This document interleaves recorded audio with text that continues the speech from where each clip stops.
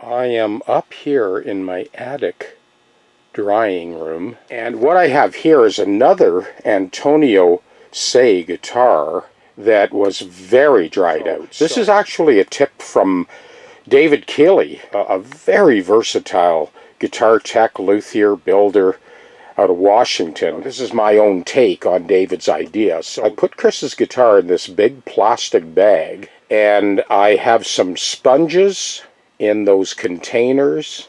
It's been in that bag for about 3 days, but there's a split in the top that has closed up quite a bit, but not quite enough yet. Let me bring you in a little closer. The plastic bag is kind of obstructing the view of that crack.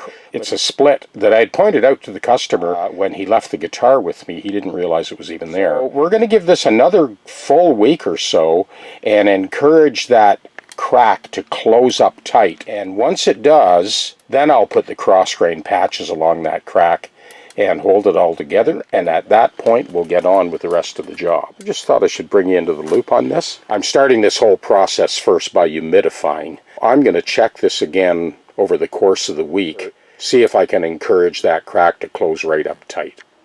That crack seemed to tighten up pretty good with the humidity, so I had it in that bag in the attic for, oh man, must be like a week and a half.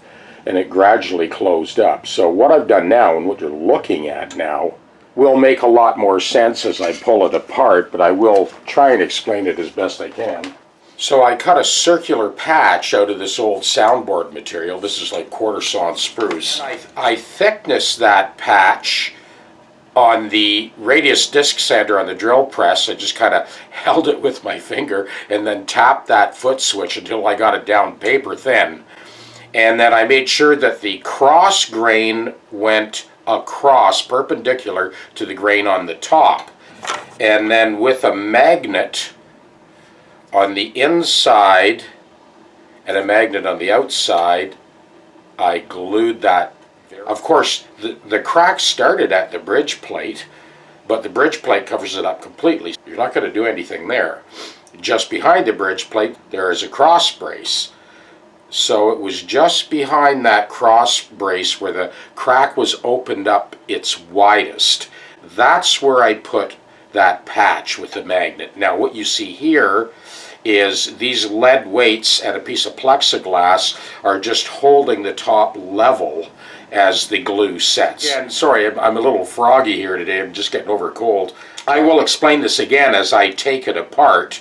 The next step will be to determine whether I'm going to put a second patch between the tail block and this other patch that I've got. We'll have a look at that once this is all set. All right, we'll take this apart now and let's have a look. Well, that has brought that crack together. I mean, obviously you can still see it, but we're going to let that set overnight. I'll put it up in the drying room, and tomorrow we'll have another look. Well, we did close up that crack pretty tight. I'm not even going to put another patch in. Of course you can see it, and you will always be able to see it, but right now I'm concentrating on getting rid of all of these high spots along the length of the fingerboard before we put the new frets in. I marked all those high spots with chalk, and this is the way I check it. I have my BenQ lamp, and then I put my straight edge on the fingerboard and I tilted it. This thick square side is what has the best trueness along its length. Yeah, I kind of tilt that back a little bit, and this is my 10-inch straight edge, and it shows me all those high spots. We're going to concentrate just on those 3 spots that I picked up.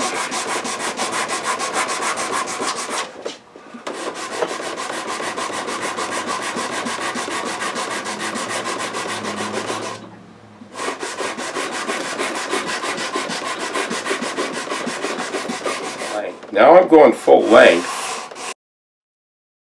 and blending those 3 high spots together. I make a habit of avoiding the first fret because the first fret is the one fret that is allowed to be a little too high.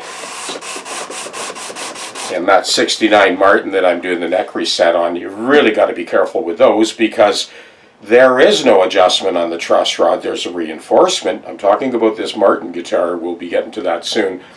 Although there's a reinforcement square tubing in there, Martin actually work a little bit of relief from the first fret up. So you always got to be very careful when you're leveling those vintage Martin necks. Don't mess with the neck from here up.